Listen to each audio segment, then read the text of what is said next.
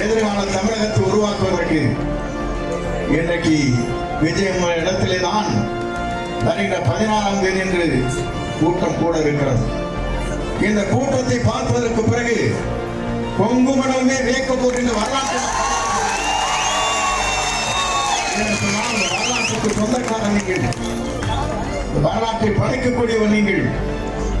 ஒரே ஒளி இவ்வளவு பேர், அவருக்கு இவ்வளவு பேர் ஆதரவு இருக்கிறது. ஆனால் தமிழ்நாட்டில் இது போன்ற லட்சம் கிராமங்கள் இருக்கிறது. மறந்து விடக்கூடாது. ஒரே குறைத்தான் கொடுத்துக் கொண்டிருக்கிறார்கள். இருக்கிற குழந்தையை கேட்டால் சொல்லுகிறது தாயிடத்திலும் தந்தையிடத்திலும் இந்த முறை விஜய்க்குத்தான் ஓட்டு போட வேண்டும்.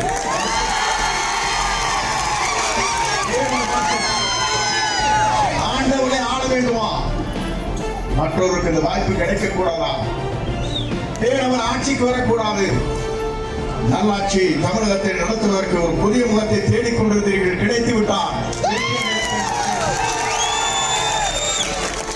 எல்லோரும் நினைத்தார்கள் கடலில் நம்மை தள்ளிவிட்டதாக சொன்னார்கள். நான் கப்பலில் ஏறி வந்து விஜயை சந்து கொண்டிருக்கிறேன். யாராலும் சாய்த்து விட முடியாது. சாய்த்து நினைத்தவர்கள் சாய்ந்து போவார் என்பதை மட்டும் கவலைப்பட தேவையில்லை. அதைத்தான் நான் சொன்னேன். நான் என்று ஒருவன் நினைத்தால் ஆண்டவன் தான் என்று காட்டி விடுவான் என்று அழைத்து சொன்னேன். ஆண்டவன் இருக்கிறார்.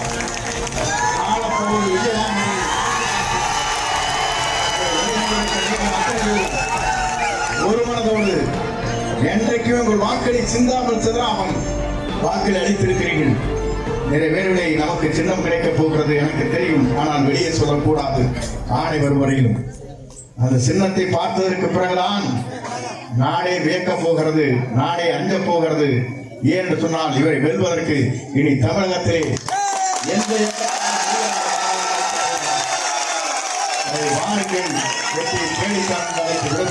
நன்றி, வணக்கம்.